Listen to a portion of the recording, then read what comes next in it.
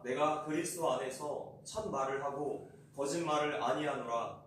나에게 큰 근심이 있는 것과 마음에 그치지 않는 고통이 있는 것을 내 양심이 성령 안에서 나와 더불어 증언하노니. 3절, 나의 형제 곧 고륙의 친척을 위하여 내 자신이 저주를 받아 그리스도에게서 끊어질지라도 원하는 바로라.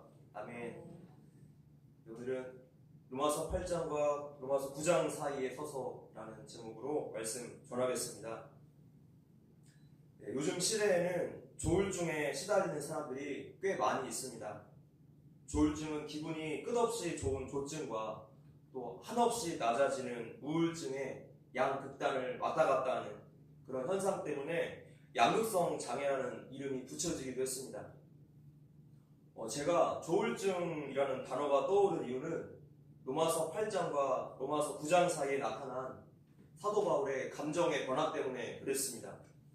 로마서 8장에서 바울이 극도로 흥분된 상태에 있었습니다. 그 단적인 구절이 지난 시간 본문이었던 37절, 39절까지죠.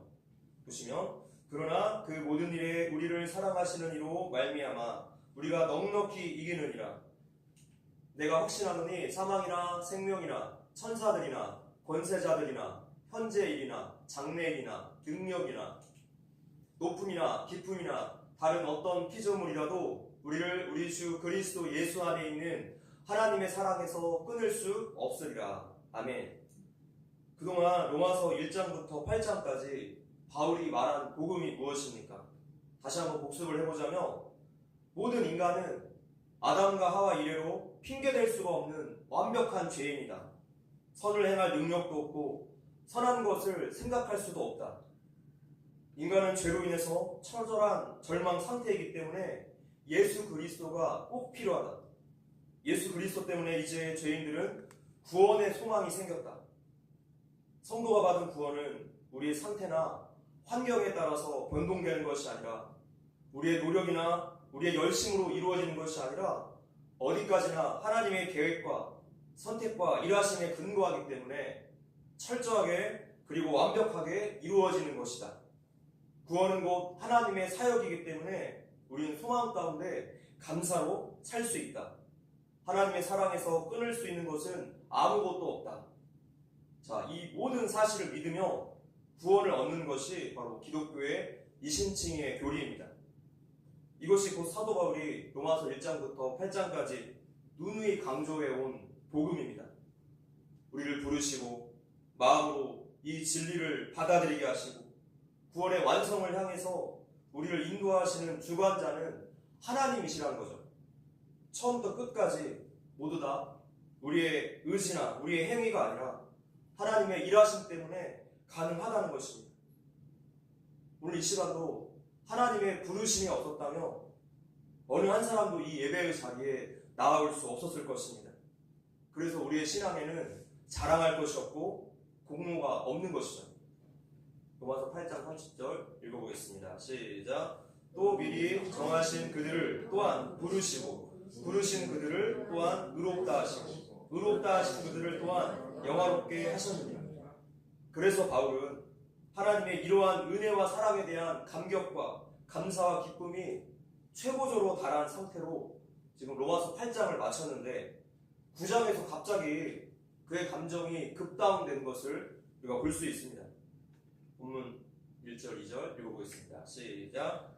내가 그리스도 안에서 참 말을 하고 거짓말을 아니하노라. 나에게 큰 근심이 있는 것과 마음에 그치지 않는 고통이 있는 것을 내 양심이 성령 안에서 나와 더불어 증언하노니. 로마서 9장 1절과 2절이 지금 하나의 문장으로 되어 있어서 우리가 보는 성경에서는 2절이 비어있는 것처럼 보입니다. 9장의 처음부터 바울의 번민이 드러나고 있죠. 바울은 감정적으로 약한 사람이 아닙니다. 그는 고린도후서 6장에서 볼 수 있듯이 매질과 난파, 굶주림, 비웃음, 중상 모력을 이겨낸 믿음의 사람이었습니다. 그래서 그의 번민이 더욱더 놀라운 것이죠. 겉으로 보면 꼭 조울증에 걸린 사람과 같이 보입니다. 그렇게도 기쁨과 감사로 충만하던 바울에게 큰 근심과 마음에 그치지 않는 고통이 생긴 이유가 무엇입니까? 한 장을 넘겨보면 로마서 10장 1절에 정확하게 나와 있습니다. 읽어볼게요. 시작. 형제들아, 내 마음에 원하는 바와 하나님께 구하는 바는 이스라엘을 위함이니 곧 그들로 구원을 받게 하리라. 바로 이것입니다. 사도 바울은 시대적 상황에 의해서 많은 이방 땅에 흩어져 살고 있는 자신의 동족들이 다 구원받기를 원하는 그 마음의 소원이 있었다는 거예요. 그런데 자신의 동족 유대인들이 어떻게 행동을 했길래 사도 바울에게 오늘 이런 마음의 근심과 끊이지 않는 고통을 주었습니까?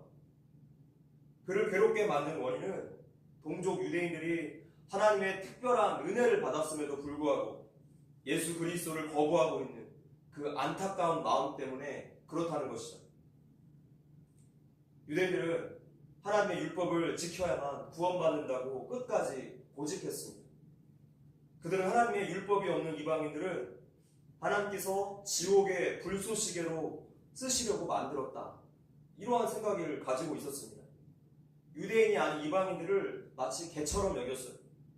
한마디로 민족 우월주의에 빠진 거죠. 그래서 유대인들은 하나님의 율법이 아닌 예수 그리스도를 믿음으로 구원을 받는 이 복음을 너무나 싫어했던 것입니다. 그들에게 있어서 복음은 마치 하나님의 택함 받은 민족이라는 자신들의 특권을 빼앗아가는 그런 느낌이었을 거예요. 그래서 유대인들은 복음을 거절할 뿐만 아니라 이 복음을 전하는 사도 바울을 말할 수 없이 핍박했습니다. 그래서 유대인들은 사도 바울에게 육신적인 생각으로는 원수와도 같은 사람이었죠. 사도 바울이 그들에게 어떤 고난을 받았습니까? 고린도후서의 말씀 읽어볼게요. 시작. 유대인들에게 40에서 하나 감한 매를 5번 맞았으며 3번 태장으로 맞고 1번 돌로 맞고 3번 파손하고 일주할 깊은 바다에서 지냈으며 여러 번 여행하면서 강의 위험과 강도의 위험과 동족의 위험과 이방인의 위험과 신의 위험과 광야의 위험과 바다의 위험과 거짓 형제 중의 위험을 당하고, 자, 이렇게 바울이 당한 고초들은 대부분 동족인 유대인들 때문이었습니다. 이런 원수 같은 자들을 위해서 바울이 품은 마음은 원한과 복수가 아니라 본문 3절과 같습니다. 3절입니다. 시작. 나의 형제 곧 보르게 친척을 위하여 내 자신이 저주를 받아 그리스도에게서 끊어질지라도 원하는 바로라. 자, 이것은 문장 그대로 해석해서 내가 지옥에 가고 대신 우리들의 동족이 구원받았으면 좋겠다 라는 뜻일까요? 예를 들어 보겠습니다. 집에 있는 자녀가 말을 너무나 안 들어서 아버지의 속을 썩였어요. 그래서 아버지가 어느 날 이 자녀에게 이렇게 말하죠. 너를 이제 호적에서 파버릴 거야. 자, 이때 어떤 아버지가 진심으로 호적 정리를 하기를 원하겠습니까? 물론 한두 명은 있기는 하겠죠. 그러나 자녀에 대한 그 안타까운 마음을 반어적인 표현으로 사용한 것 아닙니까? 바울은 지금 동족들을 향한 이러한 안타까운 마음이 있기는 하지만 그렇다고 해서 이런 식의 반어적인 표현도 아닙니다. 이것을 뛰어넘는 성령님의 역사이죠. 3절 중반부에 보면 저주를 받아, 이것을 원문으로 보면 저주를 받아 위로 올려지다 라는 뜻입니다. 바로 십자가를 뜻해요. 십자가는 원래 저주의 상징이었습니다. 인간들이 고안해낸 최고의 형벌이죠. 죄의 처절한 대가를 말합니다. 하나님이신 예수님께서 인간의 몸으로 이 땅에 오셨어요. 그것 자체가 저주입니다. 그런데 이것으로 끝나셨습니까? 아니죠. 인간으로 오신 것도 모자라서 희생 제물로서 우리의 죄를 대신해서 십자가에 달려 처절하게 죽으셨어요. 구약 성경에서 수차례 예언되었던 그 말씀이 예수님을 통해 그대로 이루어집니다. 이제 저주의 상징이었던 십자가를 구원의 상징으로 바꾸어 놓으십니다. 이렇게 죄에 대한 하나님의 진노가 십자가 위에서 다 해결되었습니다. 예수님께서 우리 대신에 모든 대가를 받으셨기 때문이죠. 바울이 지금 예수님의 이러한 모습을 투영하고 있습니다. 다른 사람들을 위한 희생 제물. 예수님처럼 바울 또한 동족들의 구원을 위해서 자신이 희생 제물이 되겠다는 마음이에요. 이것은 예수님을 따라가는 사랑의 마음, 긍휼의 마음입니다. 오직 성령님이 아니고서는 죄인이 가질 수 없는 마음, 죄된 본성을 역행하는 마음이죠. 내 원수가 멸망의 길로 가는 것을 보통은 참 고소해합니다. 내가 지옥 가는 한이 있어도 너한테만은 복수할 거야. 인간은 보통 이렇게 반응해요. 그런데 바울이 오히려 슬퍼하고 있어요. 인간적인 반응, 인간적인 상식으로 바울의 이러한 마음이 이해가 되십니까? 나에게 해를 가하는 사람에게 바울과 같은 마음을 품을 수 있을까요? 바울 안에 계신 성령님께서 그 일을 지금 가능하도록 만드시는 거예요. 바울은 지금 용서의 단계를 뛰어넘어서 자기를 희생해서라도 동족 유대인들이 구원받았으면 좋겠다, 이런 간절한 고백을 드리고 있는 거예요.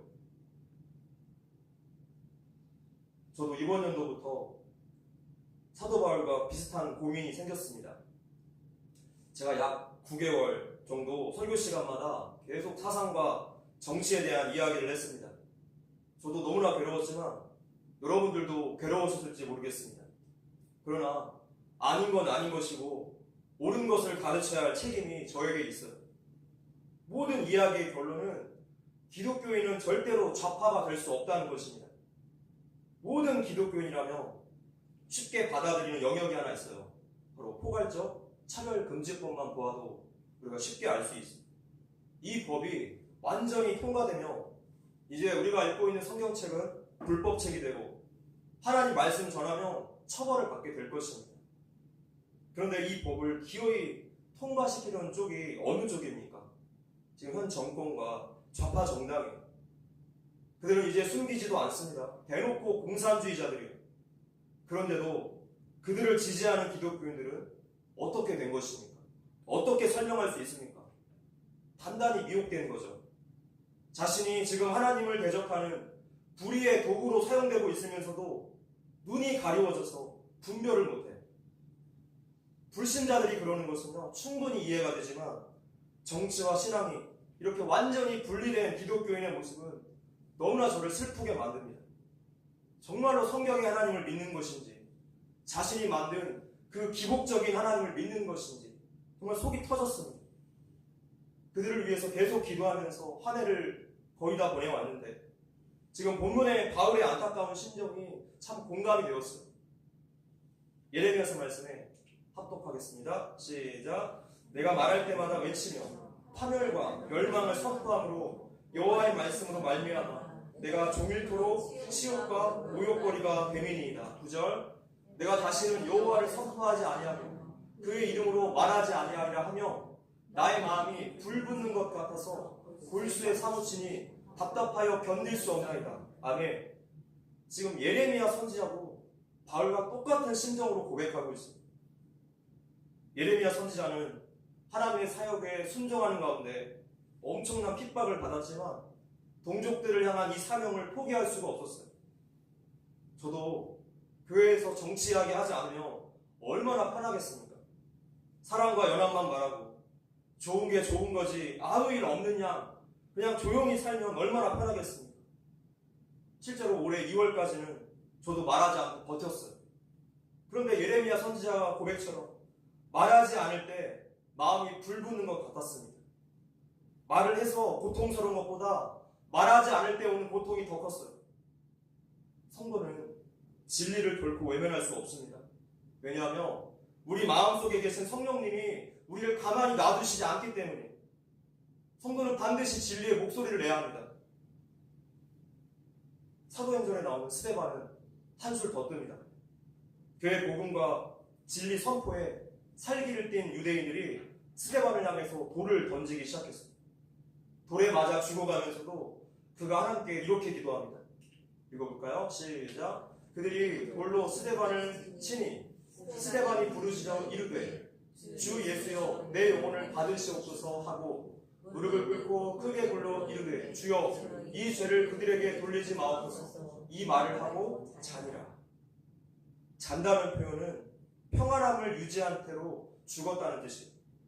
근데 지금 그가 평안할 상황입니까? 돌에 맞아 죽어가는데 그 어떤 사람이 평정심을 유지할 수 있을까요? 그 어떤 사람도 죽음의 위협 앞에서 위선을 떨 수 없을 것입니다. 그런데 스데반을 비롯한 순교로서 생을 마감한 그리스도인들의 공통점이 있다며 그것은 죽음 앞에서도 놀라운 평안을 보여주었다는 거예요. 자, 이러한 평안은 도대체 어디에서부터 나오는 것일까요? 성령님의 역사가 아니고서는 불가능한 현실이죠. 불가능한 상황이에요. 이것이 곧 복음의 힘인데 오늘 우리의 신앙생활과 비교해 본다면 너무나 큰 차이가 있지 않습니까? 우리가 현재 놓치고 있는 것은 무엇인가? 고민하지 않을 수가 없어요. 오늘 설교의 제목처럼 우리는 로마서 8장과 9장 사이에 서서 우리의 신앙을 점검해 보아야 합니다. 두 가지를 점검해 보아야 할 것인데 첫 번째는 나에게는 로마서 8장에서 바울이 보여주는 구원의 기쁨이 과연 있는가? 라는 질문을 스스로에게 던져야 합니다. 두 번째, 로마서 9장에 나타난 이웃을 향한 영원 구원의 갈망이 나에게 있는가? 질문을 던지셔야 됩니다. 오늘 나는 영원 구원에 대한 갈급함은 말할 것도 없고 구원의 기쁨도 감사도 다 잃어버리고 살고 있지 않습니까? 일상에 바빠서 영적인 일, 영원한 것을 놓치고 살고 있지 않습니까? 그렇다면 우리의 영적인 상태가 지금 심각한 상태에 놓여 있다는 것을 우리가 자각해야 할 것입니다. 복음의 속성은 그 자리에 머물러 있지 못합니다. 나에게 충만하게 채워지며 밖으로 이웃에게 향하게 되어 있어요. 복음은 그래서 반드시 로마서 8장에서 9장으로 넘어가게 되어 있어요. 하나님 앞에 회개하면서 잃어버린 구원의 감격들을 회복하시고 하나님께서 모든 성도들에게 주신 복음 전파의 사명을 감당합시다. 공산주의로 다 쓰러져가는 우리 대한민국을 위해서 기도하시고 하나님의 의의 도구로 사용되시는 저와 여러분들 되시기를 주님의 이름으로 기도합니다. 함께